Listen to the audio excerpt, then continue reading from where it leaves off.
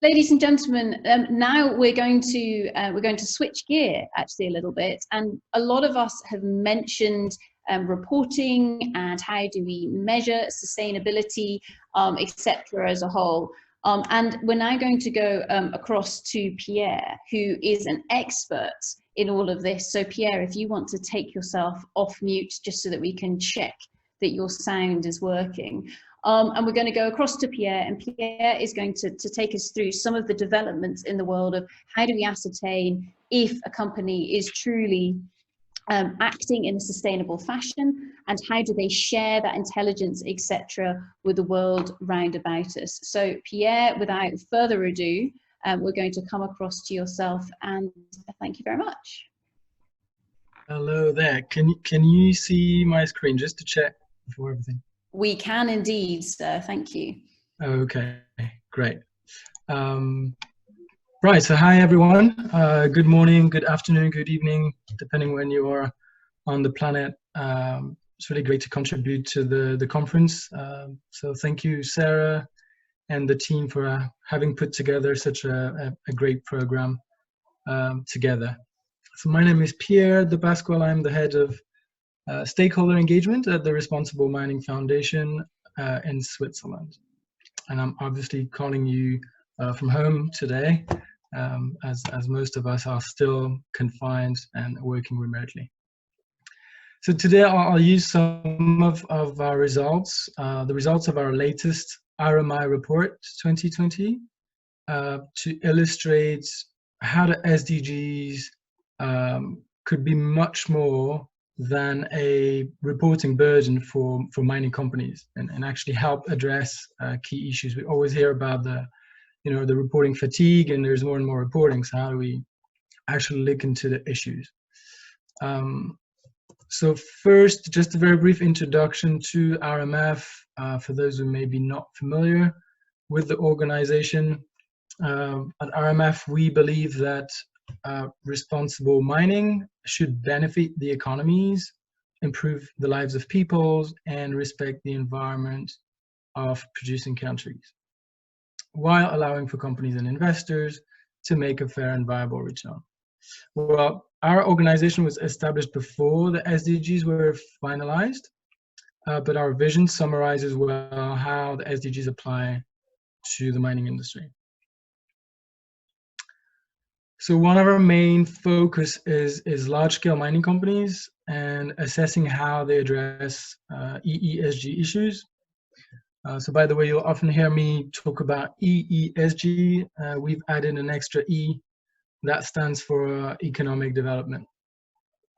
So on this slide, you see the RMI framework 2020, which contains all the topics, indicators, metrics we use, together with examples of relevant kinds of evidence, which is very useful also for companies, for investors, banks, governments, and all the stakeholders. So this is available for free in 6 languages. And we cover 6 main thematic areas: economic development, business conduct, life cycle management, working conditions, community well-being, and environmental responsibility. So now the RMI report 2020 that we have published in February this year is an evidence-based assessment, and it is an application of this framework, or if you like, an illustration of how one can apply this very comprehensive framework to some of the largest mining companies in the world. On this world map, you see the geographic scope of our report.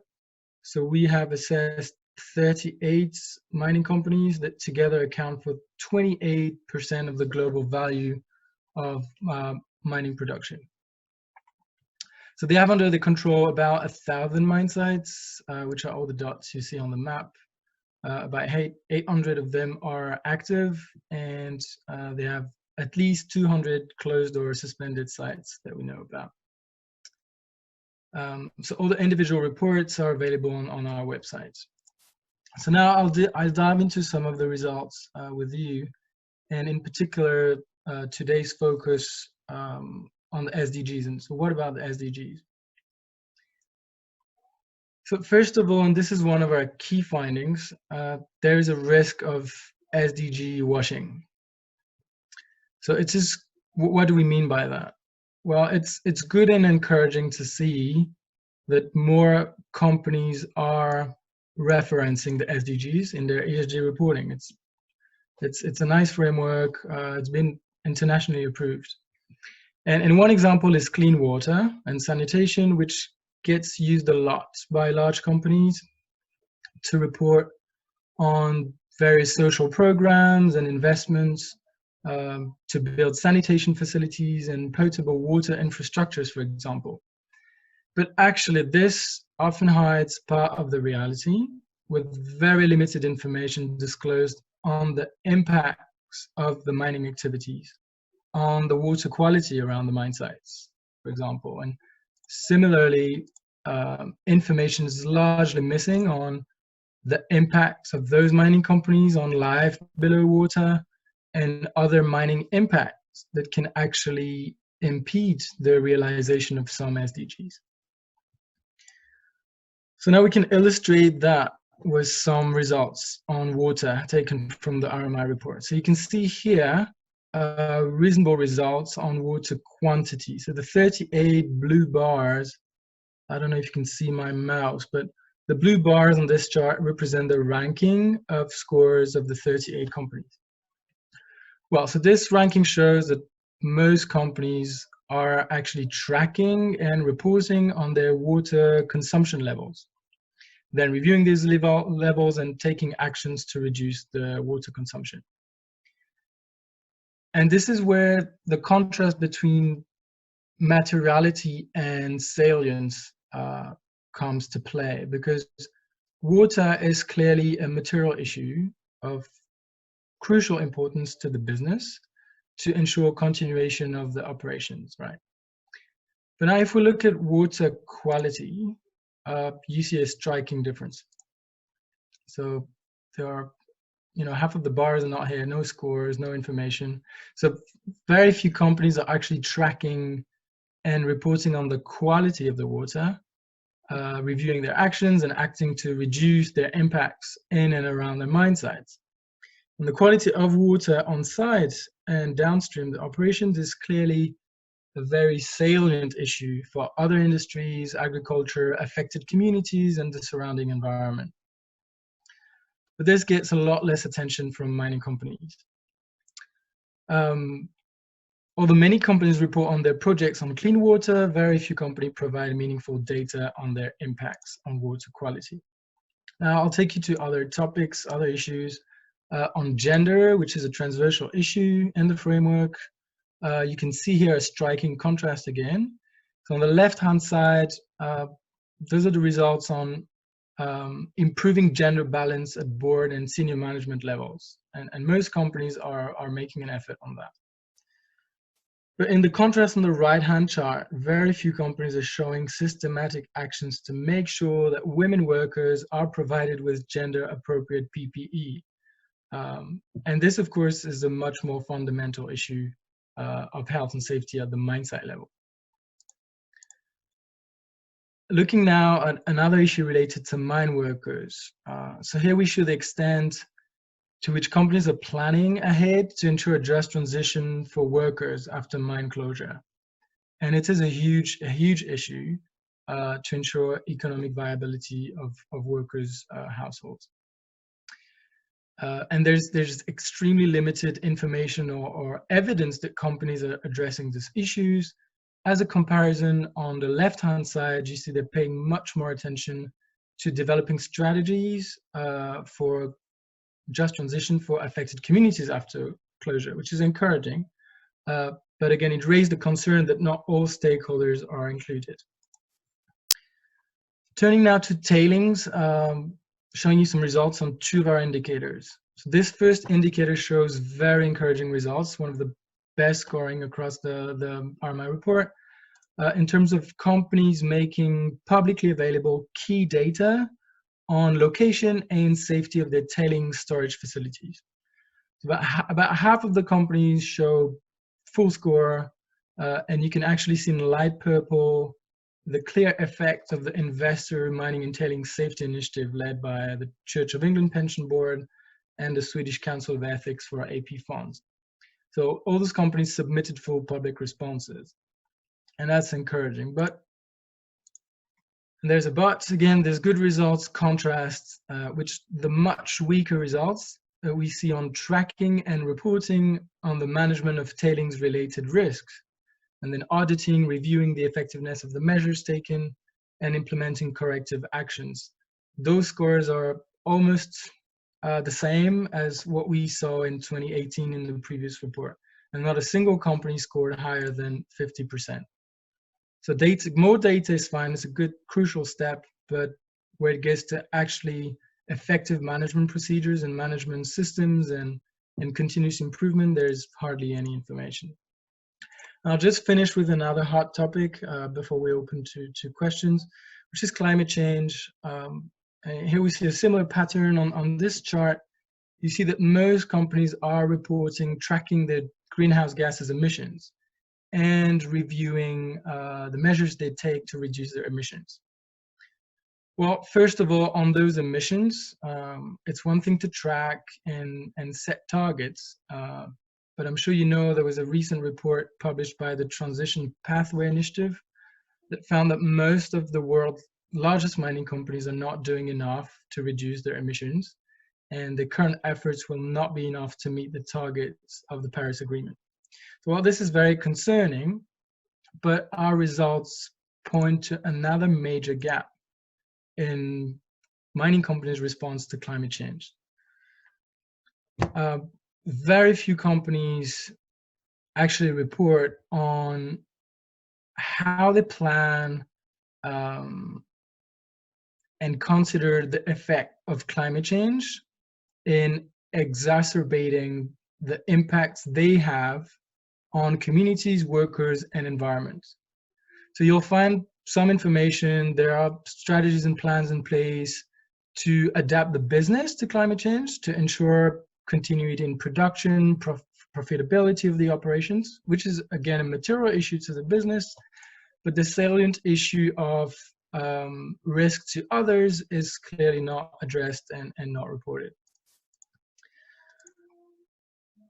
So this was just a small extract of some of our report, but it gives you a brief snapshot of how SDGs are being integrated in the mining business, and how by looking beyond the materiality lens and traditional risk analysis, you could embed the SDGs in core management approach. And again, back to some of Susan's points on early engagement, including all the stakeholders, building trust, showing respect, acting as a good neighbor. And so in 12 minutes, we've covered at least 10 SDGs. So that's it for me. It's going to be great to reflect on that now. Thanks. Great, thank you very, very much, Pierre. Imagine if we'd given you more time, you would have got through all of the Sustainable Development Goals. That's great. So just with this, Pierre, I mean, I think, this is a fantastic data set. And I think all of us enjoy looking at the reports that you guys produce, because they're always very, very rich with information. And I'm sure that there are lots of questions that people have with regards to them. One question from myself is, with the kind of the difference that you're seeing, be it on water, so the kind of the initial reporting around whether water's available, and then the lack of reporting really around water quality, and then the same as what you showed with the gender or the workers, post-closure, tailings, etc. Is there a correlation between those who are providing the reporting, i.e. the data sets, and the size of the mining operator? Do you see a correlation there, or is there no correlation at all?